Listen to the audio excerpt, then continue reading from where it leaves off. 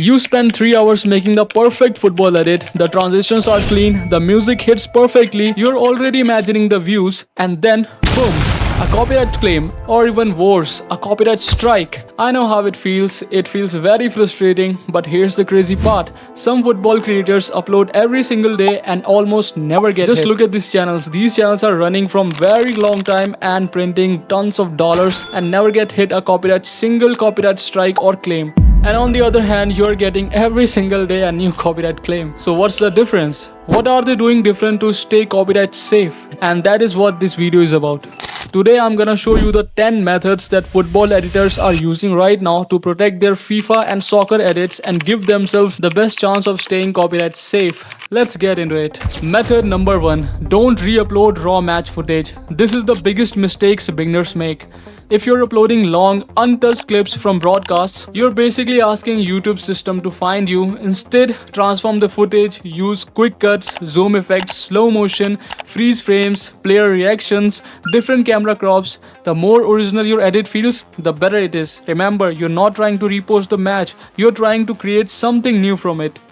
Method number 2. Remove broadcast elements. Broadcast scoreboards, TV logos, and watermarks are used identifiers. These make it easier for copyright systems to recognize where the footage came from. The channels that are earning right now, they follow the exact same method. They crop the screen, zoom in, blur scoreboards, remove all TV logos. Even small changes can make your edit look cleaner while reducing obvious broadcast identifiers. Okay, method number 3. Add your own voice. This is one of the most powerful things you can do. Instead of letting the clip speak for itself, become part of the content. You could explain things like why the goal was incredible, what mistakes the defenders made, and tactical analysis and fun facts and your opinions. For example, look at the defender here.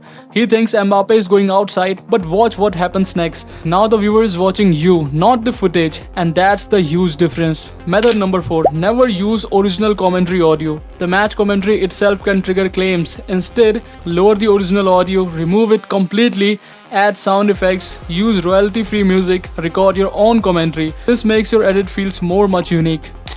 Method number 5. Use fast-paced sequences. Most successful football shots aren't showing one long clip. They are constantly changing. The goal, the reaction, the celebration, crowd shot, player close-up, slow motion, replay, another angle. Keep viewers moving from one moment to the next. This improves retention and makes your content more transformative.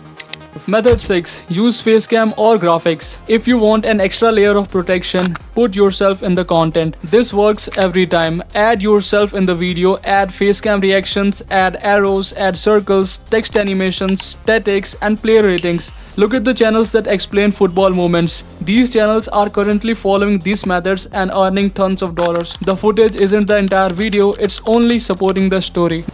Method 7. Tell a story. This is what separates viral channels from channels that get stuck. Instead of uploading messy goal, turn into the goal that almost changed the football history. Or something like this, the moment Ronaldo silenced an entire stadium. Or something like that, the mistake that cost England the match. People just don't watch clips, people watch stories.